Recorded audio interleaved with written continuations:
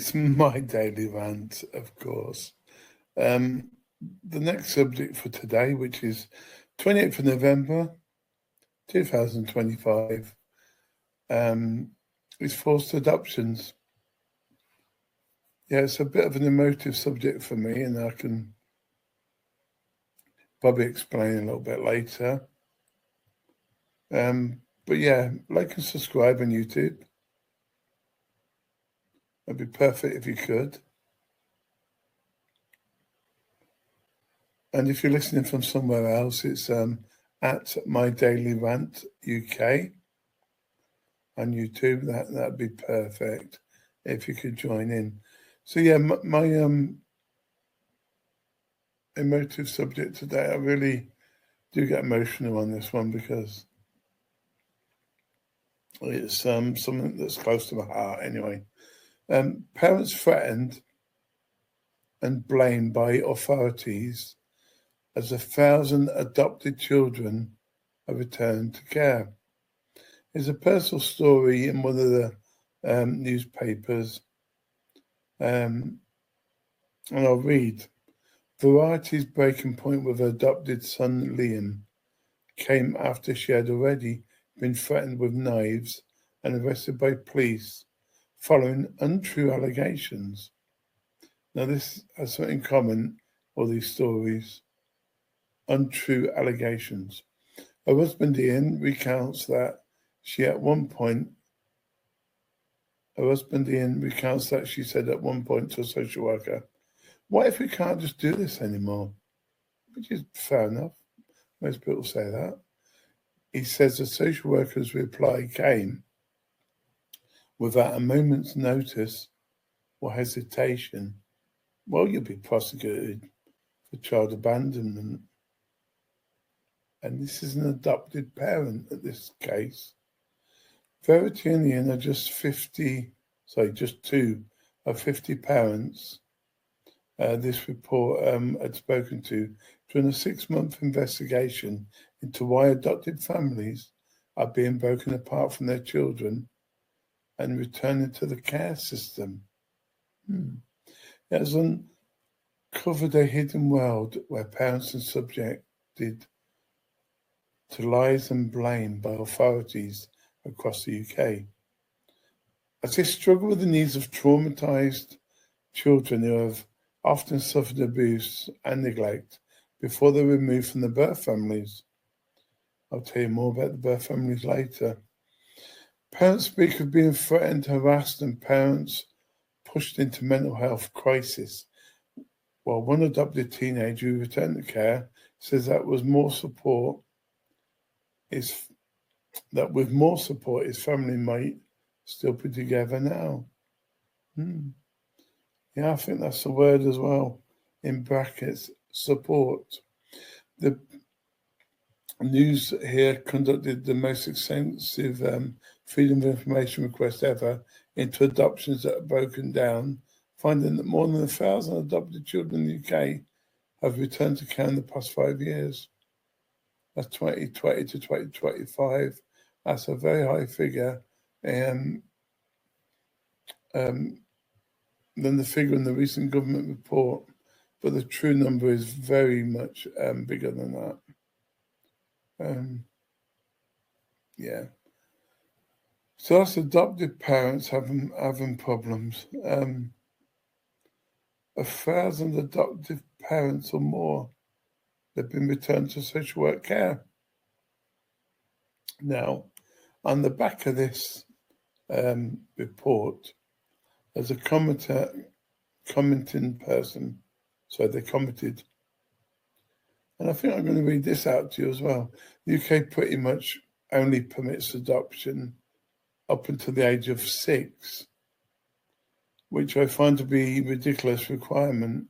So many children are not in a position nor ready to be adopted at that age.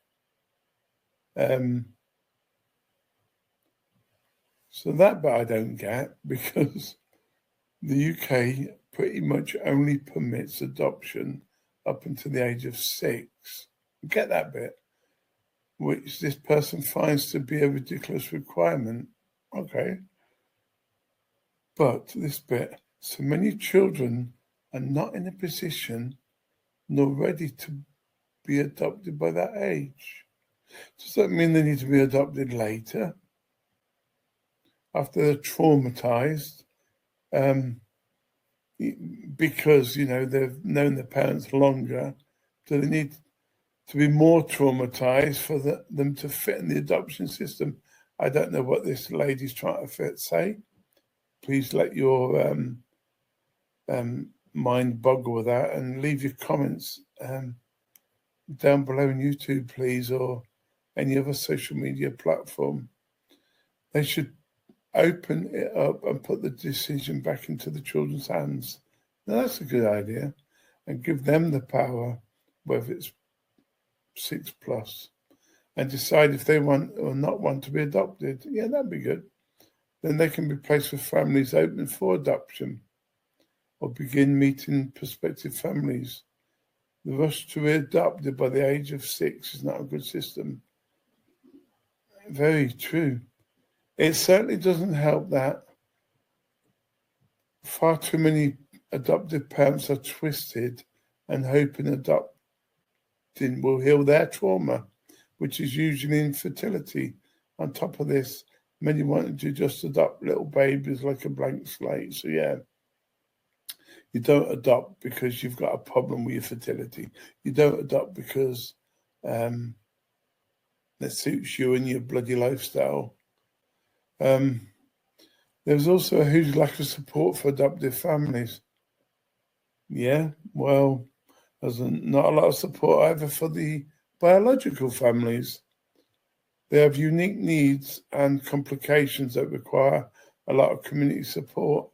Yeah, so do we, the biological families. Anyway, we'll talk about the adoptive families. Then there are the original families, which, I've just mentioned. I advise anyone to see how dangerous, unhinged and scary families can be when they have had their children removed. You can see groups on Facebook, she says, called Social Workers Exposed, Forced Adoptions. Every town in this country, Peterborough, London, Forced Adoption Activists on Facebook, and all these little ones, Forced Adoptions Edinburgh and so on.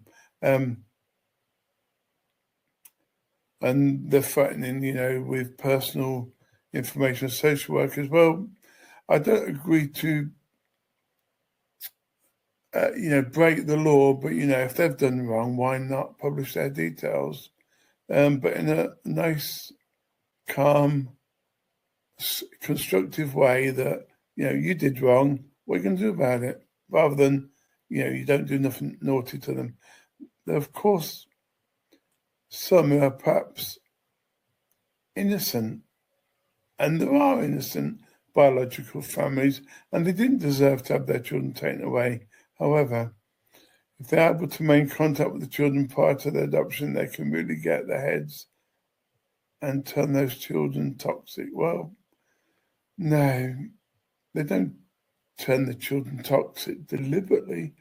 The biological parents, when they go into care and they're going to be adopted, they do it because they're traumatized, and the biological parents haven't had a chance to recover from that traumatization, which I'll explain a little bit later on. And it says basically from start to finish and beyond, it's a cycle of misery and toxic born from the trauma and pain that begins. It's a sad state of affairs. Like everyone, the birth parents, social workers, the adoptees, the adoptive parents are constantly at war with each other, rereading and worth editing that the adoptees are not sharing equal blame, as they deserve no blame or fault at all. They never ask for any of it, especially when they are still a minor. Yeah, well, I kind of agree a little bit with that last bit. I mean, nobody wants any of that, do they? But, and then of course, Hundreds of thousands of unmarried women were forced to give up their babies for adoption, and they should receive a government apology. Well, I don't know if they've had the apology by now, but fucking hell, pardon my language. Why shouldn't you have apologised by now? This is my daily rant, and I may say the odd swear word, and I shouldn't. I did say it was an emotive subject. The inquiry by the Joint Committee on Human Rights was set up following a series of reports by news channels. 185,000 women in 50s, 60s and 70s were shamed and coerced into giving up their babies. And ever since then, of course, you've had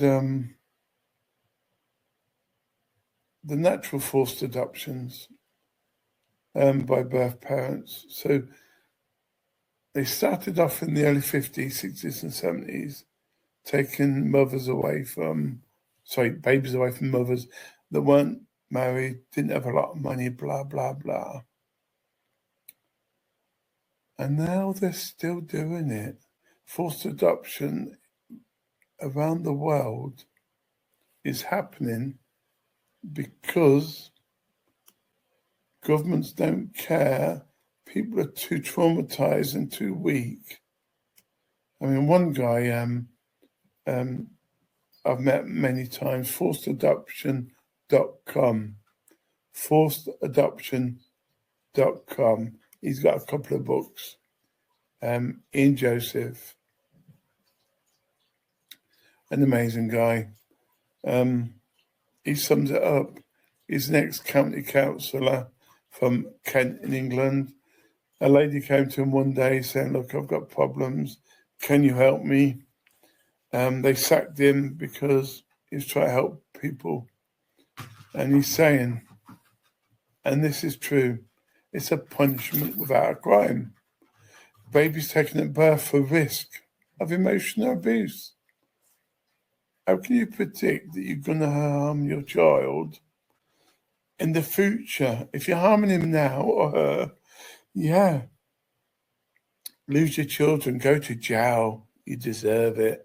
But how can you predict in a crystal ball is a future risk of emotional harm? Toddlers taken at 6 a.m. by squads of ununiformed police and social workers for risks that may never happen. Whether those who predict the future use tarot cards, crystal balls or tea leaves is immaterial, because the fact is that parents lose their child to care for risk of events that may never happen, but according to government stats, are far more likely to happen under state care. So not the birth parents. These children would be damaged in state care than from loving imperfect parents. No parent is perfect, but they try their best. And a lot of reports that I can't tell you right now because it's on the internet anyway. Sue Reed is one of them from the Daily Mail of 10, 15 years ago, reported that children are better off in an imperfect family situation than being in care. And of course, it's the family courts that make most of this real. And they shouldn't do, because, they listen to the liars. They're not bothered about what the parents are saying. By the time the parents get to speak, it's actually over for them. So the nightmare begins when social workers act like a second police force, punishing parents who have not committed any crime. They do this by obtaining an emergency care order. In the parents' absence often, they take away the children in foster care. They claim these children have suffered emotional harm, or worse, still at risk of it in the future. On this basis, an order is nearly always granted without permission. It's disgusting. Of course, the kangaroo courts, yeah. And the legal aid lawyers, known in the trade as professional losers, usually advise clients to listen to the social workers. If that rings a bell anywhere, yeah. And then there was this, what do they know requests?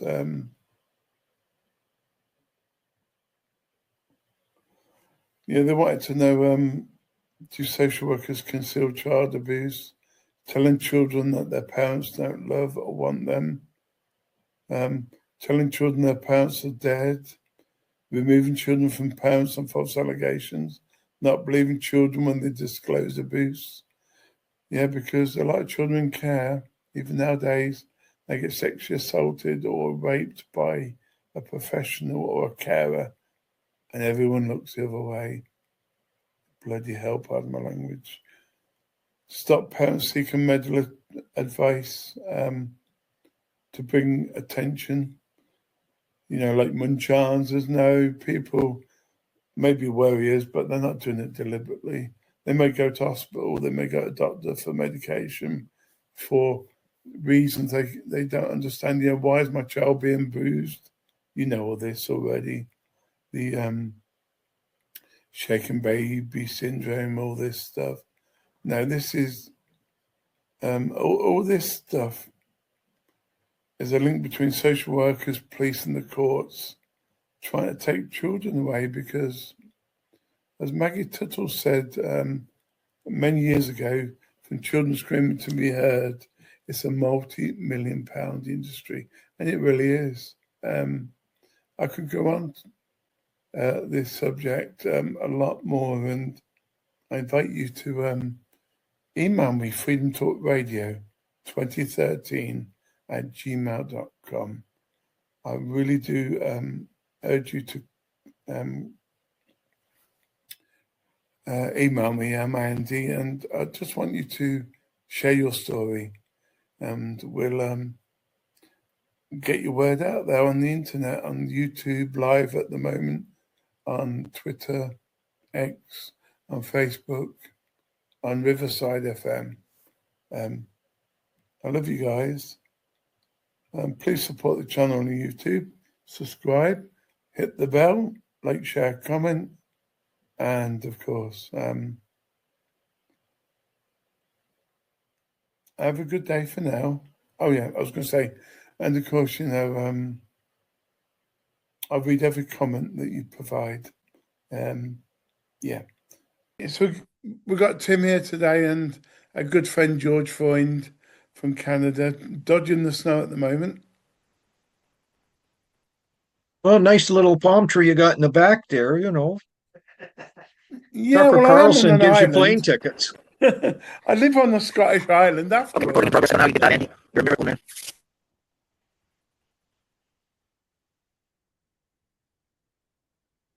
That's nice that you got palm trees up there in Scotland. Good for you. How did you manage that?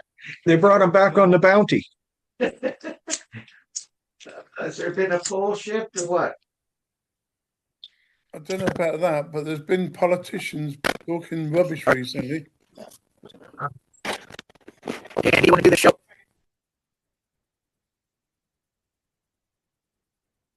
Well, that's all politicians are good for. It's working, eh? Great. Good for you. All right. What should we discuss? Well, George's high grade. I got a little story about the dark forces and their 2030 timeline. We've been hearing about the UN Agenda 2030 for some time. Well, the Satanists are in the UN and they're in the world government bodies like WEP and WHO and wherever the world government gets its reach, they're there. The Satanists are all over, and they've got a plan called the Great Work of Ages. I think you've heard of it. Anyway, we got a little info from some info warriors. Fritz Springmeier, who is the author of the wonderful book Bloodlines of the Illuminati. Brilliant book, very well researched. And the other fella is Okay, so Larry Abraham, yeah, who with Gary Allen, they co-authored None Dare Call It Conspiracy. And so the two of them had a little dialogue, and our buddy O'Connor, Patrick O'Connor, has taken some notes on their discussion. They're planning to build the third temple. I think you know where the Dome of the Rock is in Jerusalem. it's on the view. They have a plan to have it built and ready for the Antichrist. And he's going to assume his position as the Antichrist in the rebuilt temple. That's their plan, and they want it done as near to the mark of 130 as they can get.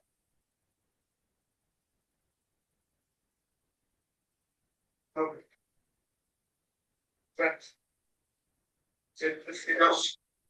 Sorry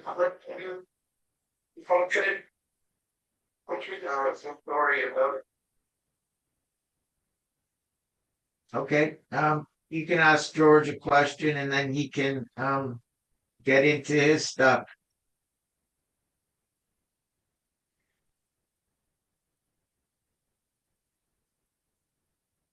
Yeah. George, Yes. I don't know what the question will be though, but it's All right. The polls had a pretty timeline. We've been hearing of the Satanists are in the end, they're in the world government. They're there. The Satanists. Oh, anyway. It's the author of the wonderful book, Bloodlines of the Illuminati, book, very well researched. And the other fellow, Ray Abraham, who with Gary Allen, they co-authored.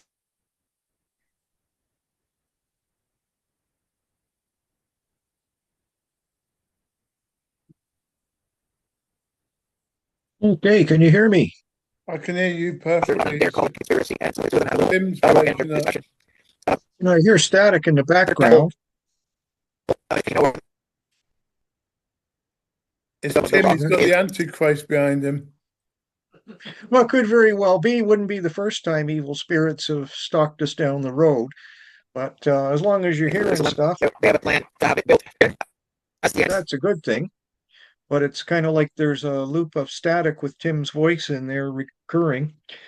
But anyway, the world is being stolen from us by nefarious forces. They don't necessarily have to be identified. The big thing is that we have to know that we're under assault and take defensive action by not complying to all the crap they want to have, which is to drive us into the mark of the beast system. One of the biggest things they want to do, of course, is bring us into something even far worse, is this central bank digital currency crap, and crash the economy. And they're working very, very hard on doing that. So the Chinese were out to buy a whack load of gold for their central bank. And that's their plan, and they want it done. They closed the COMEX market because they didn't want anyone to deal in silver. Price was going to the moon. The short sellers were getting burned. And all the mechanisms in place for a market crash, an economic crash, are all in place. It's just a matter of when is the trap door going to be sprung. And I can't see it taking too long for that to happen, whether it's days, weeks, or months, especially with all the nations of the world fighting amongst each other to start a war here, there, and committing economic warfare. Well, we can't have any stable anything if we do all this backfighting amongst everyone. And that just takes us down the sewer. So the big thing is, it's probably not a lot that can be done to stop it, maybe not even slow it down because we don't have the billions of dollars to influence things. The biggest thing is to prepare and to start get ready for, terrible circumstances so that we have food, water, shelter, and good people around us. Yeah, so really this is staged because only recently our UK government, our Chancellor in particular, who does the budget, the other day only, she's now been accused of lying about being sort of 80 billion pound in deficit. Like she owes the money. She only got found out the last couple of days that she had lied about it. So why do they want us to go bankrupt? What are they playing with? Well, the big thing is they want us to go hungry. And then when we're hungry, a few days without food, a week, 10 days, people will be amenable to the central bank digital currency. So we can all be enslaved with that. And no one will complain about it too much because you have, as they said in the Bible, your next bowl of pottage.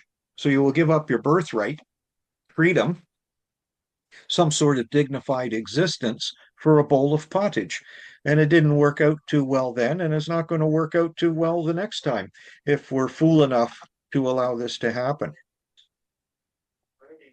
Yeah, we're definitely not over here. I mean, we think, we thought this a few months back, but recently we think that our Prime Minister and our Rachel Reeves, the Chancellor, that she's definitely going to resign, both of them, before Christmas. Now, we've had this in the past, though, we've been dying for them to resign. They resign, we get new governments, but nothing's changed. When you do get a good party that you think's going to get in there and help the people, something else goes wrong. Well, that's the game plan. They call it the Uniparty in the United States, and it's like that all over the world. The CIA got tagged for fixing elections in 72 nations, and guaranteed yours is one, mine is one, and probably most of the so-called free world is one. Maybe a small island paradise in the South Pacific isn't. And there's not a whole lot you can do about that except to vote in the most unmanageable alternative. In your case, it would be somebody like Nigel Farage. We have Maxime Bernier in the Canadian People's Party here. You could vote for the drunk in the alley and you'd get better leadership because he's probably not WEF controlled or compulsively evil like most of the people, and may even stumble into doing something nice or decent for the populace. But it's guaranteed that most of these people are shills, chameleons, and at every opportunity they'll serve their master, who undoubtedly I can only say is either Satan or someone in his field of influence. And the game plan is to enslave the whole human race, keep us into some kind of digital gulag that is the big step with the digital ID and the digital currency, so that we become digital slaves, that they can micro manipulate us by computers, and we're stuck in there. 15-minute cities build big in that we can't go anywhere without their permission. You can't do anything. Your money's worthless if you're buying something verboten, or that you try to go somewhere to escape punishment from this digital system. It is hell on earth, really. And a lot of people just embrace it. They say at our sports matches here, they have facial recognition to get in with tickets. And people could care less that they've given up their sovereignty over their movement and their body just to get through a gate to watch a game. And they have no idea about what the big game is. The big game is to enslave the human race. That's a big game. I'd rather miss the match and miss the enslavement. Yeah, they've brought it in very slowly and very cleverly. I think it first started with PIN numbers at the ATM. Well, I suppose how else would you get it out? But yeah, they're bringing it in slowly. And over here, they're definitely bringing it in faster now.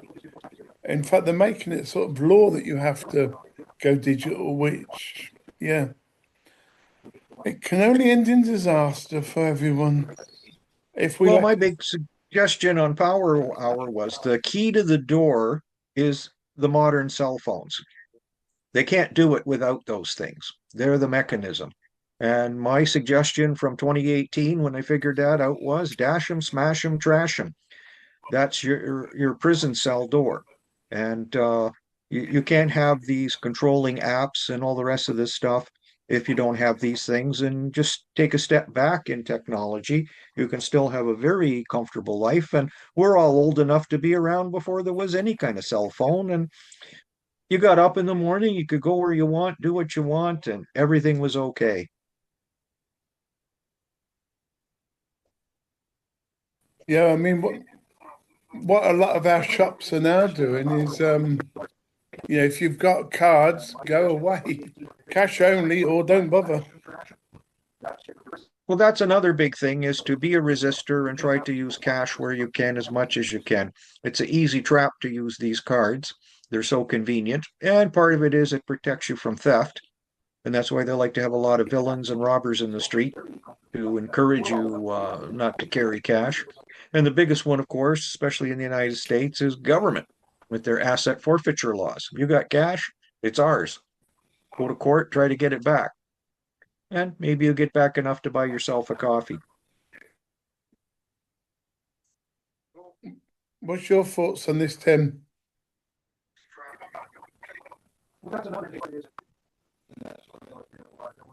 Oh. Maybe Tim can just listen.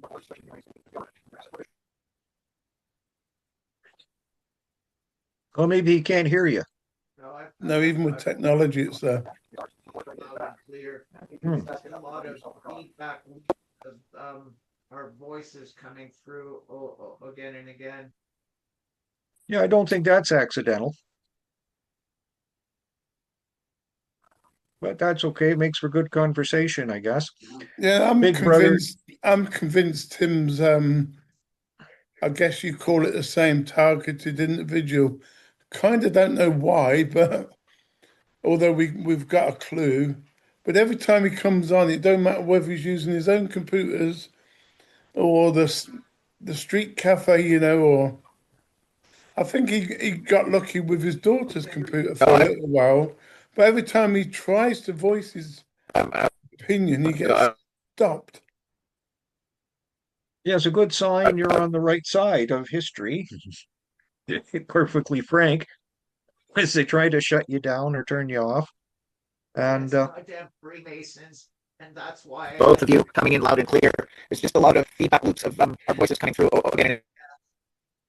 their reach is ubiquitous and they're a menace, and I want them done with. I want them down. I want to destroy Tim that at his best. so I go at their throat every time I get the chance. I hate those bastards. They're fascist. You know what? And the connection between Freemasonry and witchcraft is in the craft. They make it rather obvious. Remember the play Macbeth? Well, guess what? Freemasons wrote the play. Francis Bacon or his brother Edward de Vere, I don't care which. They're witches, and they wrote a witchcraft play. And trust me, they know how to do it. They must have had training because those spells that they're casting in Macbeth are real. And Lady Macbeth, that witch bitch, is the most evil character in all literature because she summoned demonic forces so that her husband could become king. And she unsexed herself in a ritual and turned herself into a rapacious, pernicious, vicious, masculine version of herself, probably a demonic version of herself. Yeah, it's like Freemasons, and that's why I like to talk about. I want them down. I want to destroy that organization.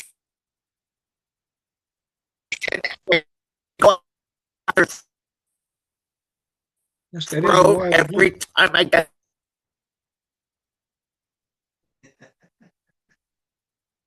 that shit, I hate those bastards. They're fascists. You know what?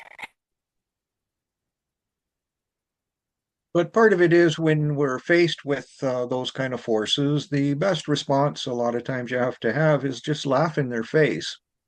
It's kind of like you're trying to have the sex of a lifetime and your partner's laughing at you. It's hard to keep the And stick the connection between in Freemasonry and place. witchcraft is in the craft. So Rather than playing Macbeth, well, guess what? Freemasons wrote the play. it Frisbee works was with covered at them the beer. too. And, I remember one radio show I was doing in Toronto and on one of the powerhouse AM stations, and they lost their electricity, they lost their internet, and they lost their landline telephones all at the same time. And They're they witches, and said they wrote a witchcraft play. that And never trust me, they know happened how to do it. before, They must have had ever. training because those spells they're casting Probably Macbeth on never me. ever And then happened Macbeth would again. But, it's just par for the course. So we just recorded it later and replayed it on air at another date. But the big part is not to allow yourself to get mired in the traps they set. It's like an ambush, whether it's an electronic ambush or a physical ambush. And just realize you're dealing with the devil from top to bottom, and you're not going to play his game exactly, at least not responding to the barbs that they throw at you.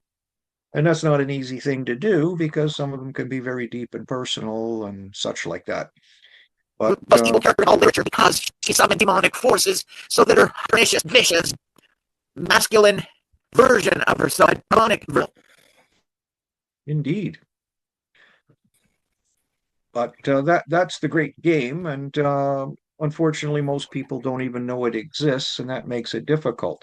But that's why it's more important now as we start getting pushed into this so-called system that we prepare ourselves for the big effects. And it's like one of the big economic broadcasters in the United States says, when all else fails, they take us to war. And they're trying to do that overwhelmingly as well. And that's a no-win situation for all of us. And most people as well are completely oblivious to this. We live in this century with all this media and technology, and people are just oblivious of everything that's going on around them in those regards, in the financial regards. And when it snaps, I just can't even imagine what people will be like. It's just like there was a giant earthquake that swallows you, and you have no idea why you don't have a job, why there's no money, why there's no food, how to have any way to act or react for your own self-preservation. That's not going to be nice. Some people, they don't even boil water to make their own coffee in the morning. Everything's go to the coffee shop or have Uber come and bring something and all these other things. And what if that doesn't exist in the very near future? Easy to happen. Yeah, maybe you'll have to start boiling your own water again. It'll be a big learning curve for a lot of people. And that's Yeah. why I tell some of the ones who are awake is we have to be prepared to be leaders in a future like that to help people cope. And a lot of it will be spiritual. A lot of people have never prayed, never asked for God's assistance in anything. And that'll be part of the great humbling process to God to say, okay, I'm broken, I'm flat, and I'm listening now. And that may do something to help them mitigate these horrible circumstances that are contrived. But it all comes down to is we're our own worst enemies when you vote. Everybody votes for these establishment parties primarily, and I always vote for the most nondescript person I can find or a fringe party because that's the only one I don't have to hold my nose when I do it. And the rest are all just charlatans. And, why would I vote for any of these people who want to take away everything I have, my life, my liberty? They offered our retired RCMP police in Nova Scotia an alternative for their golden years. It's called MAID, the suicide needle. you know, thank you for your service. Good night. And this is the group that generally stands up for the crown and all the policies of the government and protects all these people. And when they're done with you, they're just going to flush you down the proverbial toilet. And, hopefully there's an incentive there for some of the younger ones to start to realize what we're up against. The Americans coined it a government of, by, and for the people. And that's the way it has to be. And if it's not, we're on the wrong side of history and on the wrong side of the lawn. And we have to do our level best to correct that. But by and large, I think people are going to have to be overwhelmingly hurt to the point that your guts are bleeding on the inside. It says that in the Declaration of Independence. It's a good thing to read to go over that. And that they know exactly how far they can drive you. And they have it down to a fine art now in the modern era with computers and AI, that you'll just take it and take it and take it and take it, and nothing's going to snap. But when it comes to the point where you do snap, then it's not pretty. You have an explosion. I look at it like a steam or pressure vessel. You can disobey all the rules and get that puppy to go into, so great pressure pounds per square inch until the top blows off. It's a big mess. A lot of people get hurt. Far better to have a pressure release valve. And that was always the mechanism of elections and opposition parties or protesters, is they provide the pressure release valve. And that we do have fundamental change. So you can't have it your own way all the time. Here in Canada, I got surprised by a news item from a YouTuber here who's very good at Canadian politics. We gave $11 million to the Lebanese school for ski soldiers. Now, I didn't even know that they had like alpine terrain in Lebanon, but it's not so much so they can fight, it's just so they can have gender proper barracks and living quarters. What the hell's that got to do with us? You know what I mean? Maybe we got to build them a mountain first so the ski troops got someplace to ski. I didn't look on the internet to see if they've got some big mountains where you can actually ski. So maybe we did that with Switzerland or, some of the other alpine countries. Okay, well, there's actually a use for this. But I just look at it as money laundering 101. And there was another one in Nicaragua where we were giving money to women farmers to help them cope with climate and gender issues. And it was like $7 million or something like that. And still people sleep in the streets. There's all kinds of disincentive for people finding jobs. I read a thing that someone posted in a video from X about a Seneca College computer science student. He graduated, he can't find a job. Everywhere he applies, there's no hope for getting a job. He can't pay his rent, and he doesn't have money for food, and he's considering killing himself. And in Canada, they'll do it for you. And you just go like, holy smokes. That was never the case in my youth. You graduate from school, you had a very good chance of finding placement at some sort of job in the field that you're in, whether it's college or university. And you had a hope that you can make something of your life or get somewhere. To take that away, my grandfather was proud to turn the reins of Canada over to his son to say, it's better than when I was a young man. And my father was the same way at his turn to say, I'm glad it's better for you now that you're a young man. And I have to look at my son and say, it's not. But most of it's our own fault that we've allowed these monsters to have dominion over us and bash us around. And, there's nobody to blame for your own stupidity or anything like that. It's just the price you're going to have to pay. And when you're tired of paying it, then maybe you'll figure something out to turn the tide again and come back to something reasonable and normal. But putting these psychopaths back in power at any level, liberal or conservative, or the main parties you have in your country, or the Democratic liberals in the States, the Republicans, they're all mad, really. And except for a few exceptions.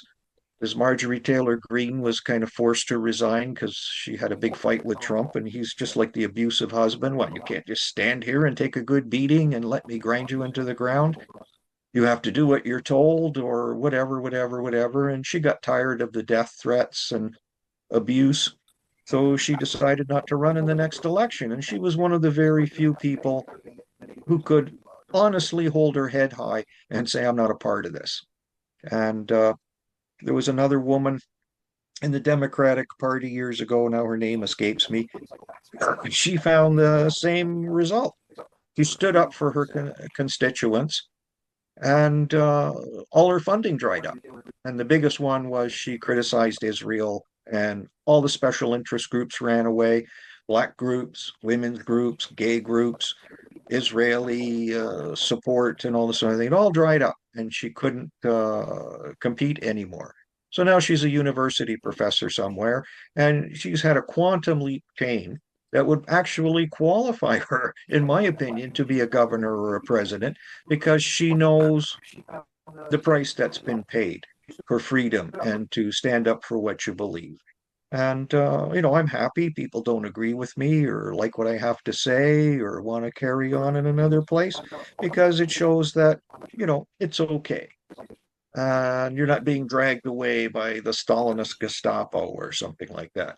Well, good. But we have to, for every problem, there's the most correct solution. And if we really get together and take away all this bickering and the self-aggrandizement of whatever we think is noble and true, and actually look for the most correct solution, we'll persevere and prosper. And that's far more important than having your way. It's like a little 3-year-old or something. They have their temper tantrum because they can't get their own way. But when you have adults, very mature adults in Congress, Parliament, and whatever, all behaving like this 3-year-old, having their temper tantrums because they can't get their own way, which may be completely and totally the wrong way because they haven't thought it out and they're just parroting whatever bullshit was put in their face. And climate change, the other, like the big thing, carbon is the enemy. Carbon is part of the circle of life. Carbon and oxygen go between mammals and plants back and forth. We give carbon to the plants, they prosper, give us oxygen, we prosper, we give them carbon. Well, you take it out of the equation, well, sooner or later we don't have food to eat. And the oxygen supply goes down. And we get the globalist victory, death. Sounds like a great plan. Maybe there's a better idea. We leave natural circle of life things the way they've been since creation. What is creation? Who did it? That really doesn't matter, but it's part of the thing. If I take the spark plugs out of my car, it's not going to work so good. They're designed to be there. And many other things that are a part of some sort of system. We take the plumbing out of the house. Well, it's not as great a place to live in anymore. So why do we do these counterproductive things? Propaganda. They're good at making us believe the crap they sow, that we'd even kill ourselves for it.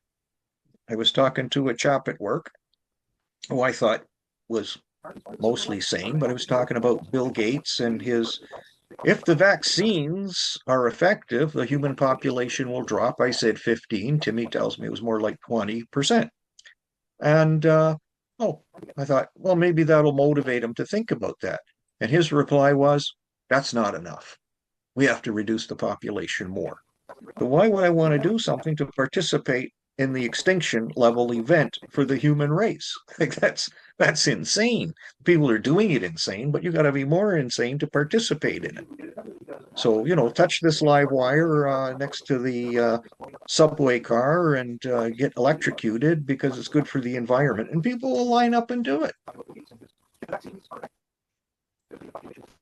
Well,